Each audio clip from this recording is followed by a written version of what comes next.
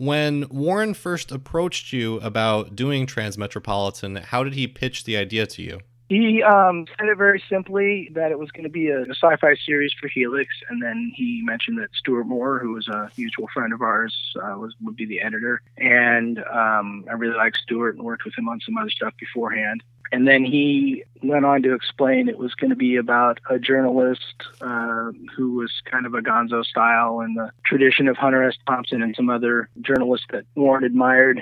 And he would be the only guy left in America that would tell the truth. And he saw him as bald with a black suit, no shirt, and covered in tattoos.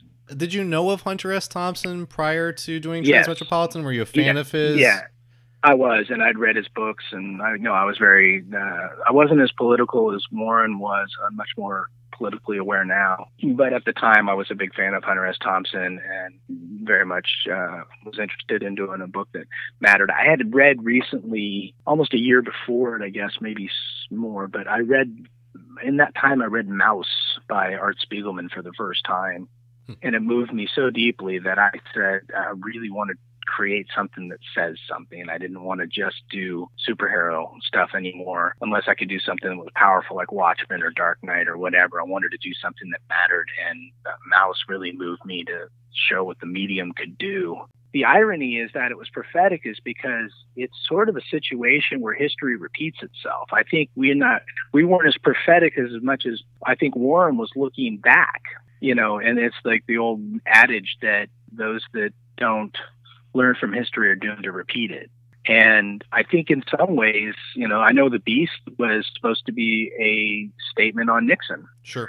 And I know that the Smiler was supposed to be a combination of Tony Blair and Jimmy Carter, and at least physically, not, I don't think character-wise. I think physically that's what he was going for, because he was supposed to look benign and friendly, and he was nice, like your friend's dad running for president, and then you find out behind the scenes that he's a monster. But it's interesting because these tropes, I mean, if you look back through history, it's not that this has never happened before. It's the same complaint. It just changes faces and generations, but the complaints stay the same. So I think as long as there's going to be, as long as there has been social inequality, that it's going to you're always going to have somebody who started the fire and claims to be the fireman show up and say, hey, I'm going to fix this for you. And we are all conditioned to sort of look for a savior rather than see the savior in ourselves. And I think that that's why Spider really stands out as a character now, because he's out there saying and doing and fearless and at the same time, like willing to, they beat the hell out of him in the first issue or the first arc, and he gets up and says, I'll spit in your eye through a bloody mouth and a swollen face. And he gets up, and he starts laughing. It's like, and there's the old saying, they can't kill you when you're laughing. So, I think that that's why Spider really speaks, because he's fearless and he's honest and he's flawed. But at the same time, he puts his finger on the pulse of what's happening. And, I think the biggest fantasy in all of Transmetropolitan is that people are paying attention to journalists. And this is kind of something that, I don't want to say a complaint, but some kind of like skepticism that I've heard several different people voices. Can you imagine in this future where people are so apathetic that there actually would be this famous journalist who people are actually reading and paying attention to, and there right. aren't really, even today or probably even back in the 90s, there aren't these journalists who are kind of universally looked up to by the people, just I guess because people are so maybe fractured politically. Again, it is based on Hunter S. Thompson to some degree, right? So, I mean, is it kind of inspired by the influence that he had? The gonzo element. It was the gonzo element that we liked about Hunter S. Thompson that we wanted to kind of homage, like, his over-the-top drug-induced hysteria and sitting around typing naked and things like that. We love that element because it just makes for a great character. But what he was actually writing, like Warren was much more well-read than I was at the time. And Warren told me a number of times that, there's a number of journalists that he respected that he was homaging with what he wrote as Spider. But I think that, I think we've gotten a lot more cynical in the last 20 years. I think the naked evidence of politics trumping humanity and society, I think, are what we lost at the end of the 60s and what we kind of were born into with Watergate is profoundly still resonating in our generation. So one other interpretation that I had heard on somebody else's podcast was they were talking about how Spider is obsessed with the truth, and they were saying that this is very relevant now because truth has kind of come under attack. And I mean, Rudy Giuliani shouting on TV, "Truth isn't truth." I mean, we're living in an Orwellian level of disconnect where truth isn't truth. How do you even defend saying that when you're a lawyer? I'm interested in this because I've actually had what I would say is kind of a superstar journalist on the show. His name's Matt Taibbi. He writes for Rolling Stone. Yeah, I love Matt Taibbi. He's actually, when people ask me who's the real life Spider Jerusalem, I often say Matt Taibbi. Absolutely. I would agree with that. He's one of my absolute favorite journalists. When he was on the show, what he had pointed to was the fact that class has really had a big influence on how journalism has changed a lot. And back in the day, it used to be kind of a career that people just went into, and maybe they were actually concerned with the truth and just the facts, reporting that.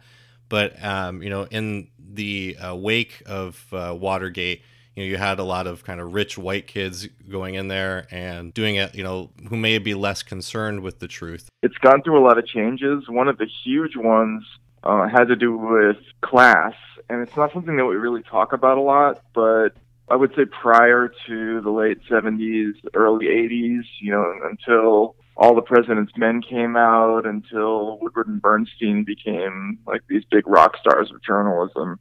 Journalism was kind of more of a trade than a profession. There were a lot of people who went into it who would otherwise have been plumbers or, repair people, or might have been merchant marines. So it wasn't until Watergate and Robert Redford and Dustin Hoffman played, the guys from the Washington Post, that suddenly all these particularly upscale white kids who had a little bit of money and went to good schools suddenly wanted to become journalists. And so there was a huge difference in who the journalists were. When I was a kid, they were mostly, I would say, like sort of working class men and women who had a natural antipathy for people in power.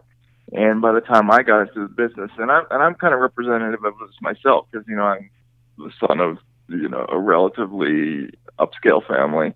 And, I went into it because my heroes were people like Hunter Thompson. But all of a sudden, there were lots of people who went to Ivy League schools who became journalists. And their motivation for doing the job was completely different. They were very much motivated by wanting to be near power and to be able to have a beer with people who were going to be presidential candidates. And this created I think, probably the precondition for 2016, which is this feeling among people that the press is not on our side. They are part of the Washington elite. We hate them. We're going to vote against them. And Trump took full advantage of that. So I don't know. I just maybe would be interested in your thoughts on just journalism and the nature of truth in our environment. Do you think that people should be looking up to the corporate media as a source of truth? Should they be looking to independent journalists like Matt Taibbi?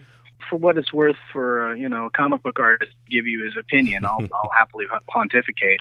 But here's what I believe. Where's the through line in any story? If you can verify a story that is you see on cable news that's also backed up by like reputable people who have been around for 100, 200 years, putting out stories and won awards like Peabody's and Pulitzers, and then fact check websites, and all those people say the same thing is true, and one news source is saying it isn't, I'd be very skeptical of that one news source. However, I think what's changed dramatically is when, even in my lifetime, when I was a young boy, news was on for an hour a day, maybe in the morning and definitely at the evening, and then that was it. Then it was TV shows, and then maybe again at 11 o'clock for the grown-ups. Now, that's like a very small amount of news, and if you wanted more, you had to pick up a newspaper and read. Now, today, news and entertainment have kind of become one thing. So you can actually handpick the news you want to read. You go on the internet, you can only choose to read which sources you like that tell your narrative. And that narrative may or may not be true. It may actually be the same narrative, but you're like, it's like the blind men and the elephant metaphor, where, you know, they're all touching an elephant, but the guy that's holding the trunk says, oh, it's a snake. And the guy grabbing the leg says it's a tree. And the guy holding the tail says, no, it's a rope. But they're all holding an elephant. So it depends on what angle you want to go at the story from that's going to make it relevant or true. So one of the best lines from Transmetropolitan is in the future, lies are truth and the truth is obsolete. Right. And what that basically boils down to is that, you know, whatever gets you to tune in, like you said you had Noam Chomsky on, and 20 years ago I saw his documentary and read his book, Manufacturing Consent. And what it shows me is that this isn't new. It's just changed its shape. Like, we have had yellow journalism in America since the birth of the newspapers. Hearst famously, sure. You know, you ever watched the great documentary about, I think it's called Who Killed Citizen Kane? And it's all about the Orson Welles fight with Randolph Hearst about Citizen Kane. And it showed the power of the media at the time, when it was just print journalism, to stop Orson Welles from getting his movie out. And, you know, that was in the 30s. So you can't wake up in the 2018 and one can't wake up and just pretend this is all something new. It's just changed shape. What we're seeing now is an evidence that we are dividable as a nation. We are people that are easily influenced by what our core beliefs are, and yet what we're willing to sacrifice to have those core beliefs validated. Whatever side of the political spectrum you're on, you will allow yourself to be influenced by what you want to hear. And right now we are in the give the people what they want to hear business phase of the news. Because even if it's something that you disagree with, you're going to be likely to tune that out as much as something you agree with you're going to likely embrace. So what Noam Chomsky pointed out, and I think Michael Moore did also, one of his documentaries, was when they show the difference in how, like, Canada handles the news as opposed to how it was in America. And this is, you know, again, we're talking about 15 years since the internet really kicked in. It's like the idea that you never see plane lands safely at the airport, news at 11. You know, that's not interesting. You know, car makes it home from work with no problem, news at 11. No, it's always like the car wreck. It's the gunshot. It's the plane crash. It's the will the world explode tomorrow story. And as a result, I got teenage sons, and I watched the level of paranoia and skepticism and downright cynicism that is just so embedded in them and their friends, at the point that they have a like, what does it matter attitude about the future. And that's something that I don't think that apathy, I think, is the most dangerous part of it. I think apathy is the most dangerous thing that this kind of news consumption breeds. Because what it really, basically, it's the idea that you can, if I'm standing in a closet with the door closed, and you come to your house, and it's late at night, and you don't know I'm in there, and then you come in the front door, and then I open the door and go, ah, and you would freak out, you'd scream and go, ah. Sure. But if night after night I do that, you know, every single night I come in the door, you come in the door and you open the door, and I jump out of the closet and go, woo! You go, hey, how's it going, Darick? You know, it loses its impact over time. You know, like, right. You no longer are surprised by this. You are now conditioned to be frightened, and then you're no longer frightened, even though it's really strange that I'm in your closet every night jumping out at you when you come home from work. You shouldn't be conditioned to that. You should have called the cops on me weeks ago. But the idea is that this relentless message of be afraid, be afraid, be afraid, be afraid, you're powerless, be afraid, you're powerless, sets in. I really believe that's a lot of the reason you get a guy like President Trump who can come out and go, I can save you from all this. And there are enough people out there to go, he means it, even though every president says, I'm going to fix it, and none of them do. Yeah, I mean, that was kind of the interesting perspective of Transmetropolitan, too, where you show how bad the Beast is and how much Spider hates the Beast, and then you have the Smiler come in. Of course, you never really specify in the book, you know, who's supposed to be the Republican or the Democrat, and the right or the left or whatever. But it kind of shows that whoever is in power is susceptible to corruption, or at least, you know, has the power to do some really awful things. I would say to some degree, it almost seems like sort of an anti-authoritarian or even anarchist message that, power should always be distrusted. Is that a fair interpretation? I think that's the American way. I think the whole basis of America was not trusting power. The whole point of the country was to say, hey, England shouldn't have all this, power over us. And why are we being taxed without representation? And why are we bowing to a king who's across the water when we're doing this ourselves? There's an independent streak that is the birth of America that I think will always be there if we're lucky. But I mean, the opposite of that is like you slide into fascism. Right now it's like we have the government and the corporations are practically one entity. Yep. And we are on the threshold of that right now as a nation, and it's not hyperbole. That's a fact. There are fewer and fewer companies, and all those companies have a ton of lobbyists. There's a guy named Blake Farenthold who got run out of office in Texas because of a scandal, and he left owing a bunch of money to the state of Texas and resigned in scandal and shame and walked right across the street to K Street and is now back on Capitol Hill as a lobbyist as we speak. So there was no punishment for that man. There was no real shame or scandal. The guy could walk in and show his face proudly on Capitol Hill. It's like, hey, I just don't have that job anymore, but I'm still pulling down, six-figure income. That's embarrassing. That shouldn't happen, but it does. That's reality. So we have one of two ways of going about that as Americans. We can either go, that's outrageous and we should stop that and change those laws, but then who's responsible for changing those laws? It's the people that are elected and that have the majority in Congress at any given time. And if the Democrats do it, then they got the shot at doing that, but they don't change things because it lines their pockets too. So is it anachronistic to want to see change? Maybe, but that's into the Constitution. However, the people that are likely going to change the Constitution before the little man are people like the Koch brothers. They're going to have enough money and influence to go in there and have a constitutional, what do they call it? The word jamboree comes to mind, but there's an actual term for it. Convention. Thank you. If they have a constitutional convention, they can actually change the articles of the Constitution legally. And there's nothing anybody will be able to do about it because they will have amassed the influence and the money and gone through the steps. Even though it's a long game of decades, they are still marching towards that. That is something that they want to see happen. Will the American people wake up and stop that? Maybe.